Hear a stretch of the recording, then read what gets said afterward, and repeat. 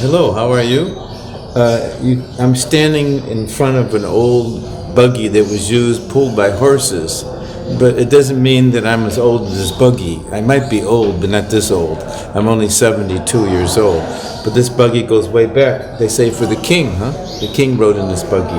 The reason I'm here in Indonesia is to look at buggies in horse-drawn carriages, but to share what it means to me, not only to me, but maybe other people also, what it means to be a missionary, not in a foreign country. Now look at me, I'm not Indonesian.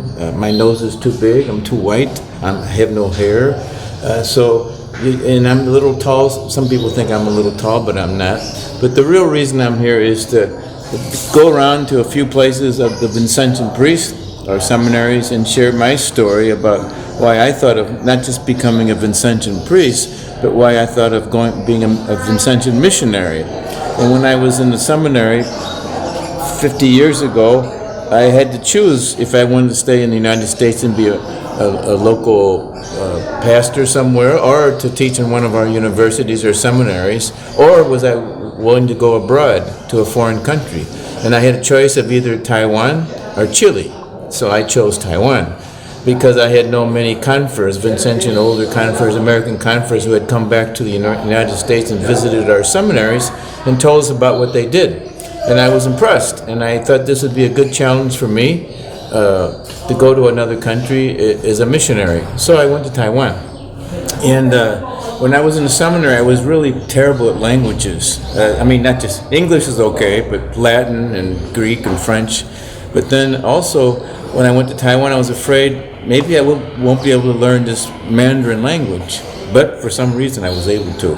So God blessed me with the ability to learn Mandarin, and then later on to learn a real local language in Taiwan, Taiwanese. So I'm here just to share my story with some young men, and maybe they can think of the possibility of being a missionary in a foreign country. It doesn't have to be Taiwan. It could be any place where we have Vincentian priests in the world.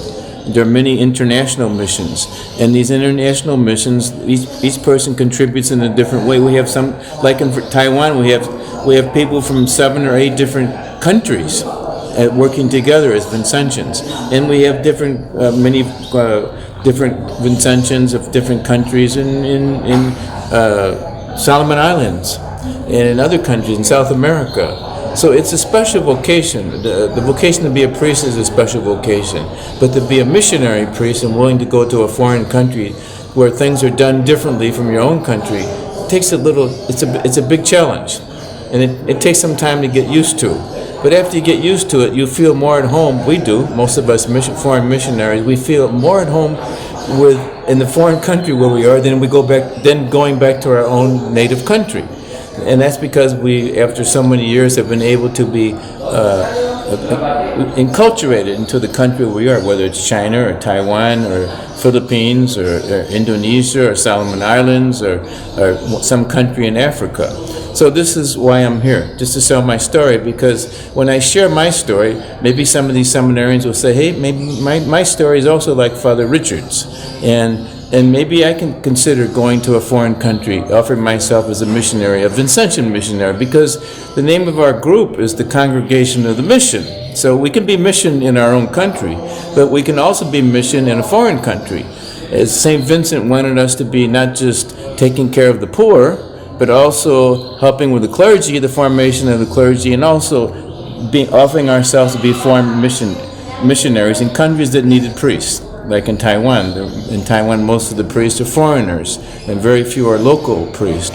So we go where we can, we do what we can do, and we try to spread the spirit of St. Vincent in the hearts of these people.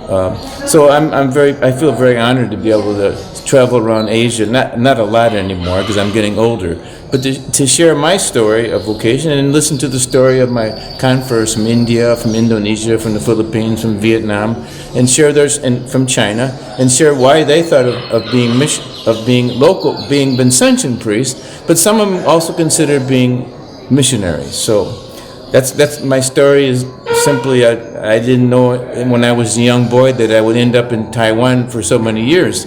and to be so happy there as a missionary, a presence of in Taiwan of Jesus loving and reaching out to people, especially His mercy.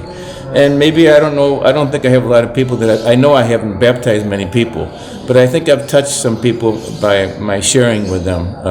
Maybe my humor, maybe my lack of humor, maybe my little craziness.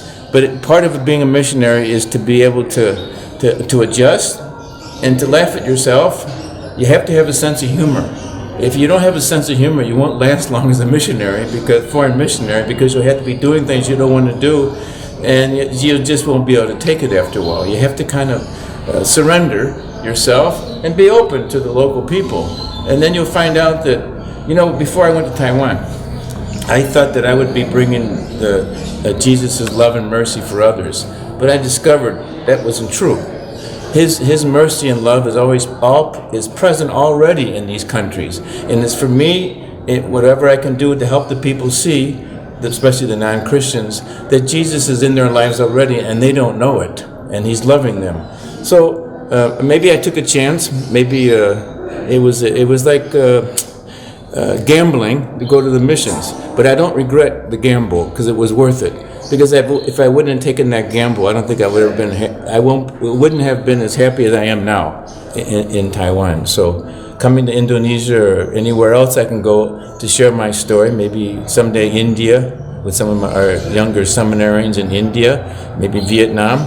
It would be an honor for me to be able to do that, and I hope the Lord will give me the strength to stay healthy and happy and optimistic about being a missionary. And thank you for this opportunity to share my story with you. I hope it's of some help to some of you.